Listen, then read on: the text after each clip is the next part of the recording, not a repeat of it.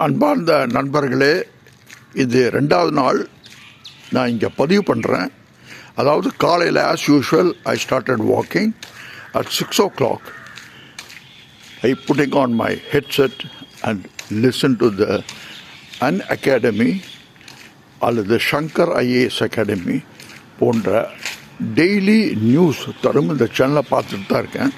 இப்போ நீங்கள் பார்த்தீங்கன்னா அந்த ரோடு கிட்டத்தட்ட காலியாக இருக்குது.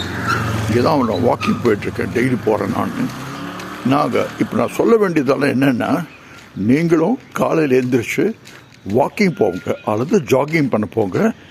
இந்த செல்ஃபோனில் அதிகமாக பார்க்குறத தவிர்த்துருங்க. எப்படி வாழ்க்கை என்னை பற்றி நான் சொல்ல போகிறப்போ அதை பற்றி தயவுசெய்து கேளுங்க. கொஞ்சம் லாங் பதிவு தான், கடைசி வரைக்கும் பாருங்கள், யூஸ்ஃபுல்லாக இருக்கும். முதல்ல நான் என்னுடைய அப்பா ஒரு முன்னாள் இராணுவ வீரர், அதாவது 2வது உலகப் போரில் பார்ட்டிசிபேட் பண்ணார். அதுக்கு முன்னால் அவங்க அப்பாவும் முதல் உலகப் போரில் பார்ட்டிசிபேட் பண்ணியிருக்காரு. நான் கார்கில் வரைக்கும் இருந்திருக்கேன் இராணுவத்தில். அப்புறம் விருப்ப ஓய்வு பெற்று வெளியே வந்திருக்கேன். இங்கே வந்ததுக்கப்புறம் தமிழ்நாட்டு மக்களும் என்னை போல் இராணுவ அதிகாரி ஆகணும் அப்படிங்கிற ஒரே ஒரு ஆசையினால் டிஃபென்ஸ் அகாடமி கோயம்புத்தூர் ஆரம்பித்தேன். ஆனால் ஒன்று சொல்லிக்கொள்ள விரும்புகிறேன், தமிழ்நாட்டு மக்களுக்கு அவ்வளவா தேசப்பட்டு இருக்கா அப்படிங்கிறது தான் பெரிய கொஸ்டின். ஏன்னா நிறைய பேர் நினைக்கிறாங்க இராணுவத்தில் இருக்கவங்களது குழந்தைங்க தான் அதிகாரி ஆக முடியும்ன்ட்டு. அது முற்றிலும் தவறான கருத்து. நான் என்னை 1966ஆம் வருஷம் எங்கள் அப்பா என்னைய சைனிக் பள்ளியில் சேர்த்தார். சைனிக் பள்ளி சேர்க்கறதுக்கு அப்பங்கூட நுழைவுத் தேர்வு இருந்தது. அந்த நுழைவுத் தேர்வு கொஞ்சம் கடினமாக இருந்தது. நான் தமிழ்நாட்டில் தமிழ் மூலமாக கல்வி கட்டுறேன். என்னை கொண்டு போய் ஆங்கிலத்தில் பரீட்சை எழுது 7ஆம் கிளாஸுக்கு அப்படின்னாரு. ஆனால் எனக்கு தோல்வியை தான் சந்தித்தேன். தோல்வியை செஞ்சதுக்கப்புறம் அழுகையோடு வெளியே வந்தேன். என்னால் ஆங்கிலத்தை பரீட்சை இருந்தது, எழுத முடியலை அப்படிங்கிற ஒரு காரணத்தை காட்டிக்கு அடுத்த முறை சொன்னார், கவலைப்படாத, next time you will try இன் தமிழ். அதனால் அப்போ போய் படித்து நான் என்னுடைய ஒரு அதிகாரி ப்ளஸ் ஆசிரியர் எனக்கு உதவி செய்தார்கள். இந்த உதவினால் நானும் அவருடைய மகனும் 2 பேரும் சேர்ந்து பரீட்சை எழுதினோம். நான் மறுபடியும் 6ஆவதுக்கு முயற்சி பண்ணேன். அந்த பையன் 5ஆவதுக்கு முயற்சி பண்ணி நாங்கள் 2 பேருமே மெரிட்டில் வந்தோம். சைனீஸ் ஸ்கூல் அமராவதியில் அட்மிஷன் ஆனது.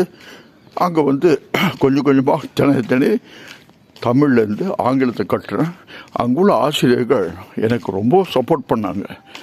அதுதான் என்னோடய வாழ்க்கையில் முதல் ஸ்டார்டிங் பாயிண்ட். 2வது அங்கேருந்து அப்படியே மூவ் ஆகிட்டு என்னுடைய ஆசைகள் எல்லாம் இராணுவத்தில், அதாவது ஏர்ஃபோர்ஸில் ஒரு ஃபைட்டர் பைலட் ஆகணுன்ட்டு. ஆனால் ஒன்று மட்டும் சொல்ல விரும்புகிறேன், எல்லாத்துக்கும் ஆசை இருக்கலாம், எனக்கு இருந்த ஆசை மாதிரி. ஆனால் ஒன்று மட்டும் மறுபடி 10,000 பேரில் ஒரே ஒரு ஆள் மட்டும்தான் இந்த ஃபைட்டர் பைலட் ஆக முடியும் என்பதை பின்னால் தான் தெரிஞ்சுட்டேன். இப்போ NDA பரீட்சை என்பது அந்த காலத்து கடினம் தான், இந்த காலத்து அதை விட கடினமாக இருக்குது. இது என்ன அப்படின்னா, விஷயமே நன்கு படிக்க வேண்டும். 6 மாதம் நாங்கள் இதுக்காக படித்ததுனால தான் NDA எக்ஸாமை கிளியர் பண்ண முடிஞ்சது. நண்பர்களே, NDA எக்ஸாம் என்பது 1 மாதமோ 2 மாதமோ பயின்று பாஸ் பண்ண முடியாது. இதற்காக இப்பொழுது மேத்தமெட்டிக்ஸ் ரொம்ப கஷ்டமாக இருக்குது. மேத்ஸை டெய்லி ப்ராக்டிஸ் பண்ணணும். வெறும் 25% தான் வாங்கணும். இருந்தாலும் நீங்கள் 120 கொஸ்டின்ஸை 150 நிமிஷத்தில் பண்ணி ஆகணும். Are you ready? இப்போ ready? Then you can come to my academy. நான் கோயம்புத்தூர் டிஃபென்ஸ் அகாடமிங்கிறது கணபதி போலீஸ் கோட்டலில் வச்சுருக்கேன், நடத்திட்டுருக்கேன். உங்களுக்காக நான் வரக்கூடிய மார்ச் மாதம் நேஷ்னல் டிஃபென்ஸ் அகாடமி ஆஸ்பிரண்ட்ஸுக்கு ட்ரைனிங் கொடுக்க ஆரம்பிக்க போகிறேன். ஆமாங்க, டெய்லி இங்கே படிச்சுக்கலாம். I will try to bring in the best instructor at the lowest cost possible. Okay, so that you also can join the National Defense Academy and fulfill your dreams. National நிக்கணும் சேர்ந்ததுக்கப்புறம் நீங்கள் அதிகாரி ஆர்வது 95% உறுதியாகிவிட்டது. அது competition ஜாஸ்தியாக தான் இருக்கும். கிட்டத்தட்ட 8 லட்சம் பேர், 400 vacancy. So fix the focus மட்டும் இருந்ததுன்னா நீங்கள் NDAல பாஸ் பண்ணலாம். இது ஆண் பெண் இருவருக்குமே செய்யலாம். ஆண்களுக்கு வந்து 380 வேக்கன்சி இருந்ததுன்னா பெண்களுக்கு ஒரு 30 வேக்கன்சி தான் இருக்கும். இந்த 30 வேக்கன்சியில் ஏர்ஃபோர்ஸாக போகிறதுனா மெரிட் ஹையாக இருக்கணும். 2 பேர் பெண்கள் ஃபைட்டர் பைலட்டுக்கு செலக்ட் ஆவாங்க. மற்ற 3 பேர் வந்து ஆர்மி ஏர்ஃபோர்ஸில் கிரவுண்ட் டியூட்டிஸ் அதுக்கு போகலாம். இதுக்கான பயிற்சி உங்களுக்கு ஏஎஃப் அதாவது ஏர்ஃபோர்ஸ் அகாடமி துண்டிக்கல்ல கொடுப்பாங்க. இதுக்கு நீங்கள் பண்ண வேண்டியதெல்லாம் மனசில் ஃபோக்கஸ் பண்ணிவிட்டு எங்கிட்ட வாங்க. 4 மாதம் பயிற்சி கொடுக்க போகிறேன். அதாவது மார்ச்சில் ஸ்டார்ட் பண்ணி செப்டம்பர் வரைக்கும் இருக்கும். நீங்கள் போய் காலேஜில் சேர்ந்துக்கலாம், அதை பற்றி கவலை இல்லை. இந்த 4 மாதத்தில் உங்களுக்கு பேசிக்காக எப்படி பாஸ் பண்ணுறதுன்னு சொல்லிக் கொடுக்க போகிறேன். I am not telling you that I will make you 100% pass. No, all you are required is get just 30 to 40% in your written test.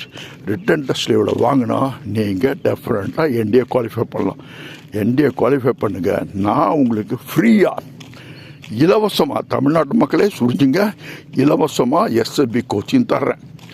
Okay, ஏன்னா எனக்கு வந்து அதில் ட்ரைனிங் எடுத்திருக்கேன். பல ஆண்டுகள் ட்ரைனிங் இருக்கேன். பல ஆண் பெண்களுக்கு பயிற்சி எடுத்து இன்று வரை 633 பேர் அதிகாரியாக இருக்காங்க. அதுவும் சைனீஸ் ஸ்கூல்லேருந்து போகிறவங்க ஜாஸ்தியாக இருக்காங்க. மற்றவர்கள் என்சிசி மாணவர்கள் நிறையா இதற்கு போயிருக்கார்கள். ஆனால் நான் மேத்ஸ் படிக்கிறேன், கவலைப்பட வேண்டாம், வாங்க முயற்சி பண்ணுங்க. முயற்சி பண்ணுறது தப்பே கிடையாது. முயற்சி திருவினையாக்கும் என்பதை கேள்விப்பட்டிருக்கீங்க. நான் என்ன பண்ண போகிறேன்னா ஒரு 15 சாப்டர், அதாவது 27 சாப்டர் இருக்குது மொத்தமாக. அதில் 15 சாப்டர் மட்டும் தேர்ந்தெடுத்து அந்த 15 சாப்டரில் உங்களுக்கு மேத்ஸில் திறமையாக ஆசிரியர் வச்சு கற்பிக்க போகிறேன். ஆகவே தயவுசெய்து don't worry. Even if you not taken mathematics, come to me. I am here to coach you. I am here to train you. Unfortunately, right now I don't have a hostel accommodation. அது கொஞ்சம் சீக்கிரம் arrange பண்ணிக்கலாம். Don't worry about it. வேணா நீங்கள் இன்றைக்கே பதிவு பண்ணுங்கள். இந்த வருஷம் பதிவு பண்ணால் மிக மிக குறைந்த செலவில் உங்களுக்கு என்டிஏ பயிற்சி அளிக்கிறேன். My only aim is at least அடுத்த வரக்கூடிய ஆண்டு 2026 10 மாணாக்கர்கள், ஜாஸ்தி கிடையாது, வெறும் 10 மாணாக்கர்கள் தமிழ்நாட்டில் போய் சேர்ந்தால் அது எனக்கு ஆத்ம திருப்தி அளிக்கும். 30 ஆண்டுகள் இராணுவத்திலிருந்து வந்ததுக்கு எனக்கு ஒரே ஆசை, தமிழ்நாட்டு மக்கள் அதிகமாக இராணுவத்தில் அதிகாரியாக போகணுன்ட்டு. இன்னத்த பர்சன்டேஜ் பார்த்தீங்கன்னா வெறும் 2% தான் தமிழ்நாட்டிலேருந்து அதிகாரியாக இருக்காங்க. ஆமாங்க, நான் கூறுறது உண்மைதான். 2% of people from Tamil Nadu are officers. All others, they go in for other jobs. Okay? உங்களுக்கு கண்ணை மூடி இருக்க வேண்டாம். ஒரு என்ஜினியர் ஆகணும், டாக்டர் ஆகணும் அப்படின்னு கனவு நிறையா இருக்கலாம். ஆனால் அந்த கனவை நினைவாக்கிறதுக்கு நீங்கள் முயற்சி பண்ணணும். உங்கள் பெற்றோர்கள் உங்களுக்கு பணத்தை கொடுக்குறாங்க. நான் ஒரு முன்னாள் இராணுவ அதிகாரியாக உங்களுக்கு பயிற்சி கொடுக்க தயாராக இருக்கேன். வாங்க, ஸ்கில் ஃபைண்டர் டெஸ்ட் எடுங்க.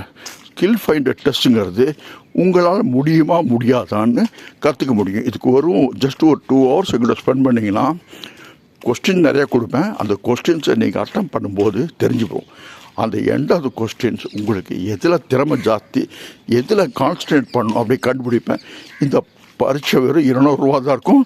2 hours எடுக்கணும். இது வந்து கம்ப்யூட்டர் பேஸ்ட் டெஸ்ட்டு.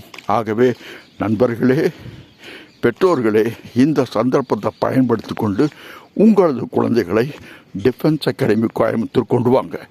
இது எங்கே இருக்குது அப்படின்னா